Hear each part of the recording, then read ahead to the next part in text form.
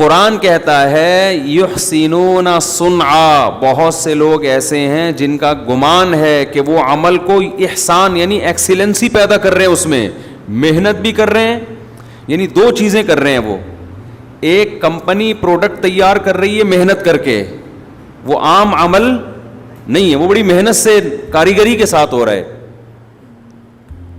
دیکھو کوئی بھی عمل کرنے والے کو عامل کہتے ہیں، لیکن بڑے ٹیکنیکل طریقے سے دماغ لگا کے محنت کرنے والے کو کاریگر کہتے ہیں، ہے یا نہیں ہے؟ تو کچھ لوگ ایسے بدقسمت ہیں کہ بڑی کاریگری کر کے محنت کر کے عمل کر رہے ہیں، اور اس عمل میں بھی احسان یعنی ایکسیلنسی پیدا کر رہے ہیں، انتہائی عروج تک پہنچا رہے ہیں اس کو، لیکن اللہ کہہ رہے ہیں ان کے سارے عمل کیا ہو رہے ہیں؟ برباد. کچھ لوگ تو ایسے ہیں جو اچھا عمل کر ہی نہیں رہے نا، آپ ان سے پوچھیں آپ بہت اچھے ہو، کہتے ہیں ہم اچھے نہیں ہیں، ہم تو چرس پیتے ہیں، ہم تو یہ کرتے ہیں، ہم تو ایک نمبر کے بدماش ہیں، تو صاف کہتے ہیں. تو وہ تو ہیں ہی برے. لیکن قرآن کہہ رہا ہے کچھ ایسے لوگ بھی ہیں جن کا یہ خیال ہے کہ ہم اچھے نہیں ہیں بلکہ ہم کیا ہیں؟ بہت اچھے ہیں. لیکن قرآن کہہ رہے ہیں ان کی سعی اور کوشش کیا جا رہی ہے؟ برباد، بیکار. یہ کون لوگ ہیں؟ یہ وہ لوگ ہیں جنہوں نے اچھے کی ڈیفینیشن خود سے تراشی ہوئی ہے، اچھے کی ڈیفینیشن خود سے وضع کی ہے. یہ کہہ رہے ہیں ہم سے پوچھو اچھے کی ڈیفینیشن کیا ہے، ہم بتائیں گے، اور ہم اس معیار پہ پورے اترتے ہیں. بتائیں گے بھی آپ، اور پورے بھی کون اترتے ہیں؟ آپ اترتے ہیں اس پہ.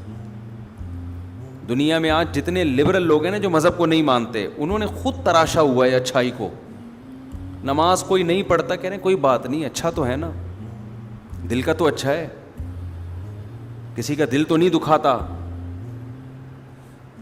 روزہ نہ رکھے کوئی بات نہیں یار، روزہ تو ایک پرسنل چیز ہے، بندہ تو ٹھیک ہے نا، ملک کے قوانین کو تو فالو کرتا ہے، ٹیکس تو دیتا ہے. تو آج جتنے اللہ کی نظر میں سب سے پہلے پتہ ہے کیا چیز مطلوب ہے؟ میرے غلام بن کے رہو. یہ مانو کہ کوئی خدا ہے جس نے ہمیں پیدا کیا. تبھی تو اللہ کو وہ گناہگار جو اللہ کے سامنے توبہ کرے وہ زیادہ پسند ہے اس نیک سے جو اللہ کے سامنے گڑ گڑاتا نہیں ہے. جس نیک میں یہ ہو کہ میں بہت اچھا ہوں، مجھے ضرورت ہی نہیں ہے معافی کی اور مجھے کوئی اللہ کے سامنے جھکنے کی، میں تو بہت صحیح ہوں، میں بالکل فٹ فاٹ صحیح چل رہا ہوں، میں غریبوں کو کھانا بھی کھلاتا ہوں، میں یہ بھی کرتا ہوں، میں یہ بھی کرتا ہوں، میں تو ٹیکس بھی وقت پہ ادا کرتا ہوں. تو اللہ کی نظر میں ویلیو کس کی ہے؟ جو توبہ کرتا ہو، جو اللہ کے سامنے گڑ گڑاتا ہو. تبھی میں ایک بات کہتا ہوں، میں کیا بڑے بڑے علماء کہتے ہیں کہ دعا سے بڑی عبادت اسلام میں کوئی نہیں ہے. متکبر آدمی کے لیے سب سے مشکل کام گڑ گڑا کے دعا مانگنا ہے. متکبر جس کے دل میں اللہ سے تک کبر ہو، یعنی اللہ کے سامنے جھکتے ہوئے شرم آتی، اس کے لیے دنیا میں سب سے مشکل کام کیا ہے؟ گڑ گڑا کے دعا مانگنا. اس کو اس پہ موت آتی ہے، وہ کہتا ہے یار پیسے لے لو میں اچھے کام کر لوں گا. ٹھیک ہے، وہ اللہ کو خوش کرنے کے لیے صدقے بھی کر دے گا، اللہ کو خوش کرنے کے لیے بھی کوئی مانگتے ہوئے اس کو موت آتی ہے کہ یار یہ کیا ہے کہ کچھ مل تو رہا نہیں ہے. شرم بھی آتی ہے بعض لوگوں کو دعا مانگتے ہوئے، بعض لوگوں کو بھری محفل میں اللہ کا نام لیتے ہوئے شرم آتی ہے. تو اللہ کہتے ہیں کہ جب تم مجھے ہی نہیں مانتے، اپنے آپ کو میرا غلام ہی نہیں سمجھتے، ما یفعل اللہ، اللہ پھر کیا؟ اللہ قل ما یعبأ بکم ربی لولا دعاؤکم، سورہ فرقان کی آخری آیت، کہ اگر تم اللہ کو نہیں پکارتے، اپنے آپ کو اللہ کا فقیر محتاج نہیں سمجھتے، تو اللہ کو تمہاری کیا ضرورت ہے؟ پھر کیا پرواہ ہے تمہاری؟ کرتے رہو، اچھے کام کر رہے ہو، دنیا کہے گی بہت اچھے بھائی، ایوارڈ مل جائے گا اور لوگوں کی تعریفیں ہو جائیں گی. اللہ کی نظر میں کوئی ویلیو نہیں. تو اس لیے دعا جو ہے نا، دعا انسان میں تواضع سکھاتی ہے. حج میں بھی کیا سکھایا جاتا ہے؟ حج میں بھی یہ سکھایا جاتا ہے کہ اپنی انا اپنے گھر پہ رکھ کے آؤ. سارے ایسے کام کروائے جاتے ہیں جو بظاہر اللاجیکل ہیں. بھئی دیکھو لاجک کا کام دنیا میں کوئی بھی مذہب دینا تو فوراً فطرت کو اپیل کرتا ہے. آپ کسی غیر مسلم کو بتائیں ہمارے مذہب میں زکوٰۃ ہے, غیر مسلم کہے گا یار بڑا خاندانی مذہب ہے, کہے گا نا یار تم لوگ غریبوں کی مدد کرتے ہو, بہت اچھی بات ہے ماشاء اللہ, بڑا اچھا مذہب ہے اسلام, غریبوں کی مدد کا کہتا ہے کہتے ہیں کہ نہیں کہتے؟ ہم کہتے ہیں ہمارے مذہب میں پیرنٹس کی اتنی عظمت ہے کہ ان کے سامنے اف کرنے کی بھی اجازت نہیں. غیر مسلم کہے گا زندہ آباد, یار بڑی خاندانی تعلیمات ہیں, ہم تو ابا کو بوڑھا ہونے سے پہلے احتیاطاً اولڈ ہاؤس میں ڈال کے آ جاتے ہیں. ہم کہتے ہیں ہمارے مذہب میں شراب کیا ہے, بولو حرام.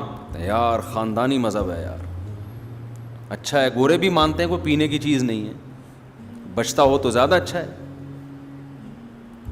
آپ گورے کو بتائیں ہمارے مذہب میں یہ ہے کہ سچ بول کے تجارت کرو, لعنت اللہ علی الکاذبین. قرآن کہتا ہے جھوٹوں پر اللہ کی لعنت. کہے گا یار زبردست.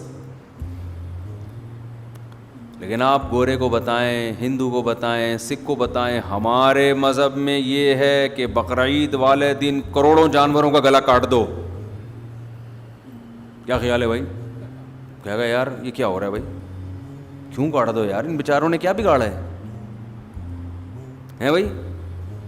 ان سے کہیں ہمارے مذہب میں یہ ہے کہ 15-20 لاکھ روپے خرچ کر کے سعودی عرب جاؤ, بیت اللہ کے گرد 7 چکر لگاؤ. اول تو یہاں بھی وہ کہے گا یار یہ 15 لاکھ کسی غریب کو دے دیتے. کیا خیال ہے؟ چلو چکر لگا لیے, ٹھیک ہے بھائی, ہر مذہب میں ایک عبادت ہوتی ہے, تمہارے یہاں بھی ہوگی, طواف کر لیا, سمجھ میں آیا. کہتے ہیں نہیں, اس 15 لاکھ میں جو خرچہ ہو رہا ہے اس میں کہ شیطان کو جا کے کنکریاں مارنی ہیں. کہے گا کیوں مارنی ہے, وہاں تو شیطان نہیں ہے, اور جتنی ہلکی ہلکی تم مار رہے ہوتے ہو اس سے تو شیطان کو کچھ بھی نہیں ہوگا, کیوں مار رہے ہو بھائی؟